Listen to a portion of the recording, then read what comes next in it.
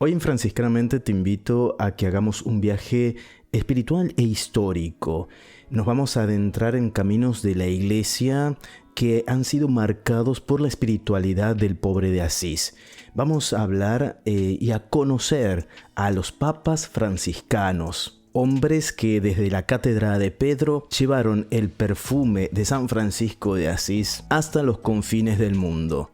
Santos reformadores, pastores, mártires del deber y sembradores de paz. Entonces te invito a que me acompañes a descubrir sus vidas, sus aportes, sus frases inolvidables y cómo su espiritualidad sigue hablando al corazón de la Iglesia hoy y para todo el mundo, ¿verdad? Yo soy Fray Helio, bienvenidos a Franciscanamente.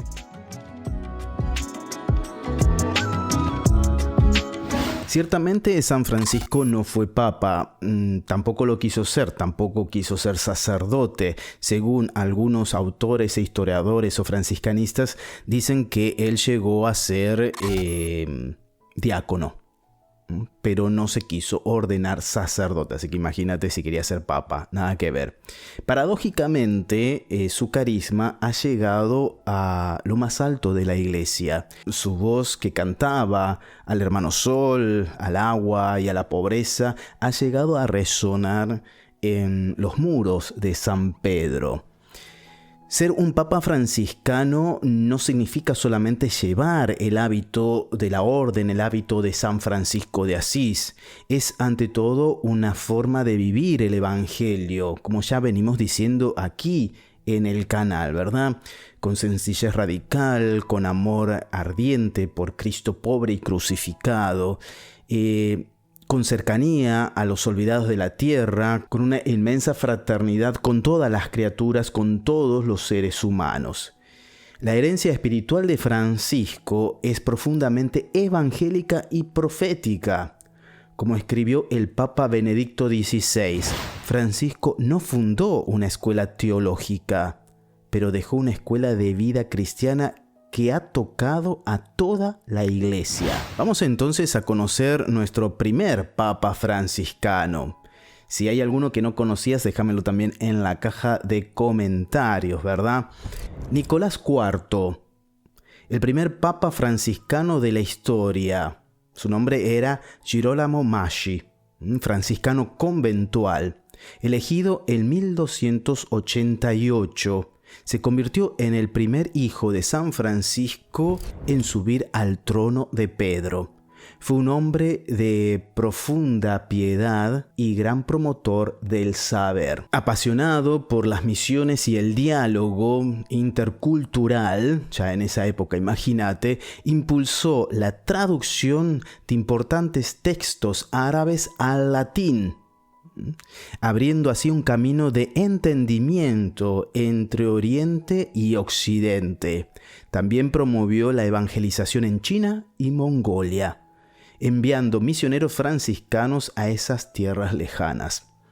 Frase atribuida a este papa dice: no se puede amar a Cristo sin buscar su rostro en los pobres y en los sabios. Su pontificado mostró cómo la fe sencilla de Francisco podía coexistir con la alta diplomacia y los grandes desafíos de la Iglesia universal. Muchas veces nosotros como franciscanos tenemos esa idea errada de que el franciscano, para ser más franciscano, tiene que ser ignorante, ¿no? O no estudiar, no prepararse. Improvisamos, total, somos franciscanos. No. Eso podemos dejarlo a los primeros franciscanos, donde la realidad era otra, pero hoy por hoy el franciscano debe prepararse, no puede improvisar, ¿verdad? Y estos papas, como vos verás adelante, nos lo enseñan. No eran improvisados, era gente muy preparada. Vamos con Sixto IV, que llevaba por nombre Francesco della Ravere. Franciscano conventual, fue un hombre renacentista en muchos sentidos. Bajo su papado, Roma se transformó en un centro de arte y espiritualidad. Fue él quien mandó construir la célebre Capilla Sixtina. Por eso lleva ese nombre, ¿no? Pero más allá del esplendor artístico, Sixto IV tuvo un profundo interés teológico y devocional por la Inmaculada Concepción de María. Aunque no definió el dogma, sí impulsó la devoción que siglos más tarde llevaría a la proclamación solemne de este misterio por parte de Pío IX. También apoyó activamente a las universidades y bibliotecas, dejando un legado de formación y cultura cristiana. Vamos ahora con Sixto V. Felice Peretti era su nombre, era un franciscano observante, fue uno de los grandes transformadores de la iglesia post-tridentina. Fue un papa austero de carácter firme, que luchó por sanear la administración eclesiástica, reorganizar la curia romana y restablecer la autoridad papal frente a los poderes civiles. Ordenó levantar el obelisco egipcio que hoy se encuentra en la plaza de San Pedro como un símbolo del triunfo de la fe cristiana sobre el paganismo. También editó la Biblia en latín, conocida como la Vulgata Sixtina, la cual fue por un tiempo la edición oficial del texto bíblico para la Iglesia Católica. Una frase de él célebre, a la cual se le atribuye a él, era: «El buen gobierno es aquel que hace temblar al malvado y anima al justo». Fue un papa franciscano que supo unir autoridad con reforma y espiritualidad con firmeza evangélica. Vamos ahora a Clemente XIV, de nombre Lorenzo Ganganelli. Franciscano conventual, fue elegido en un momento de gran tensión política. Su nombre está ligado a uno de los eventos más importantes de la historia eclesial, la supresión de la Compañía de Jesús en el año 1773. ¿Por qué lo hizo? ¿Por qué suprimió, digamos así, a los jesuitas, ¿no?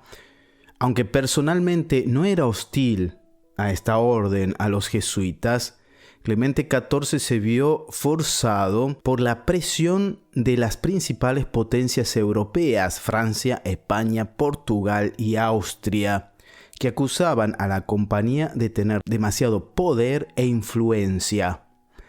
En aras de la paz eclesial y política, el Papa emitió la breve Dominus ac Redemptor, disolviendo la orden, aunque muchos consideran que fue un gran dolor y resistencia interna. Frase que si hay algún jesuita viendo este video puede aclarar cierta cosa o agreguen más de esta historia, porque si no sería un video muy largo, ¿verdad? La frase atribuida: no gobierna quien manda con dureza, sino quien vence con caridad. Parece una contradicción, pero bueno, es la frase que se le atribuye. Fue un papa humilde, de salud débil y corazón fraterno. Murió poco tiempo después de la supresión y muchos lo recuerdan como un mártir de la paz. Se podría profundizar este tema, pero nada.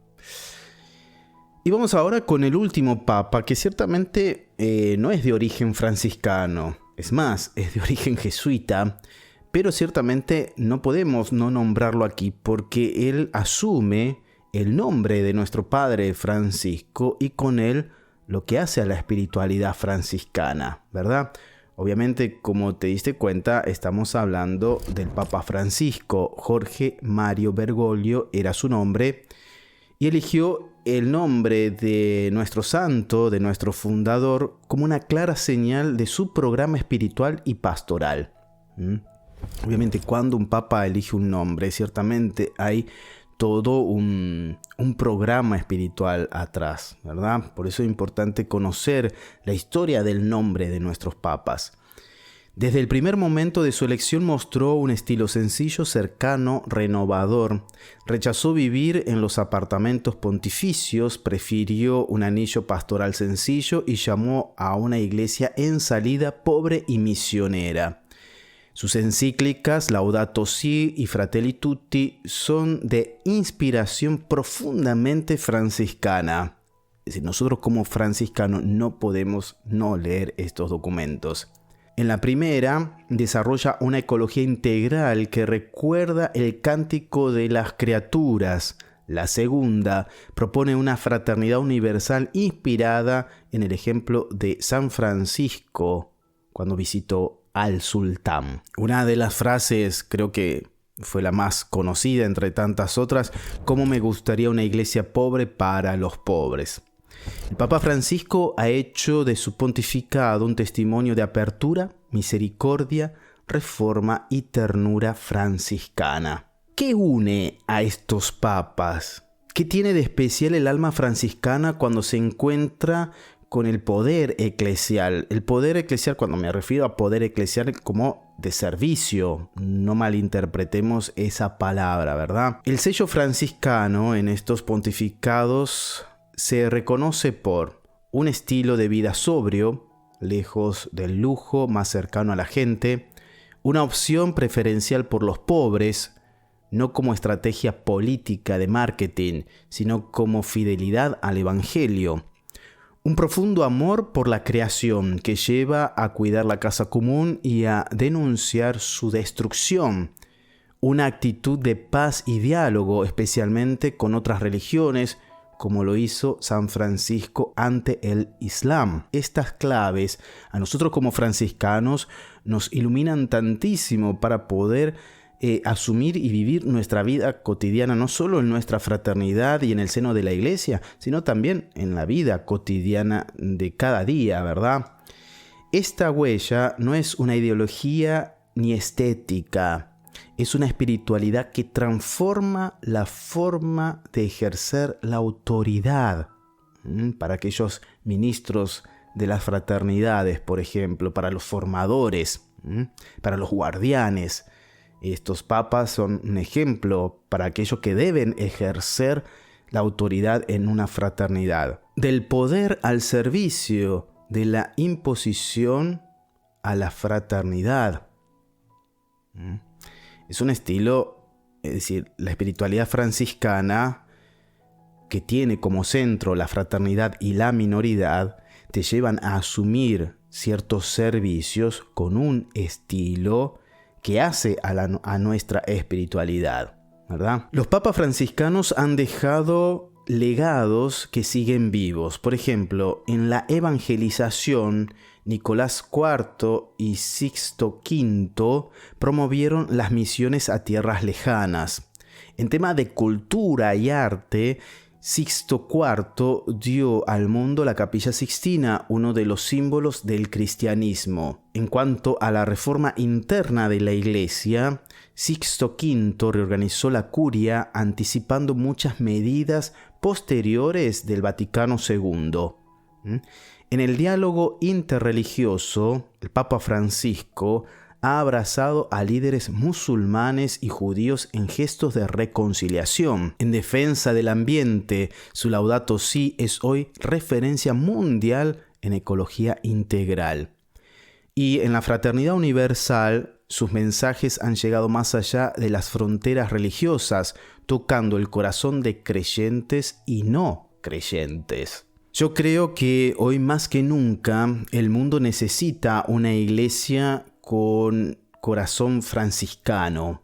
Y esto no es por vanagloria, por decir, es mi orden. Pero yo estoy seguro de que la espiritualidad franciscana hoy por hoy responde muchísimo a las necesidades del mundo, que el mundo hoy necesita. Una iglesia pobre, fraterna, alegre y profundamente evangélica, ¿verdad? Una iglesia que no tenga miedo a ensuciarse las manos para los más pequeños, que no busque privilegios sino servicio, que viva lo esencial sin distraerse con lo superfluo. Como dijo el Papa Francisco en Evangelii Gaudium, prefiero una iglesia accidentada, herida y machacada por salir a la calle antes que una iglesia enferma por el encierro y la comodidad de aferrarse a sus propias seguridades. La espiritualidad franciscana no es del pasado, es una profecía del futuro de la iglesia, ¿ok? Y esa profecía sigue viva en algunos hombres concretos hoy cardenales, hijos de San Francisco de Asís, que llevan en su corazón la sencillez, la radicalidad evangélica y la universalidad del carisma franciscano. Hoy por hoy son 13 los cardenales franciscanos que participarán del cónclave con la posibilidad que uno de ellos pueda ser elegido como el sucesor de San Pedro. Ciertamente hago un paréntesis acá porque ahora veo que muchos están diciendo este es papable, este no es papable. ¿Quién podría ser papa? Y me acuerdo que cuando fue elegido el Papa Francisco no estaba entre los papables. Dejemos que el Espíritu Santo, que es al fin y al cabo el superior, el general de nuestra orden, ¿no? Que sea él que elija lo que conviene a la iglesia de hoy, ¿verdad?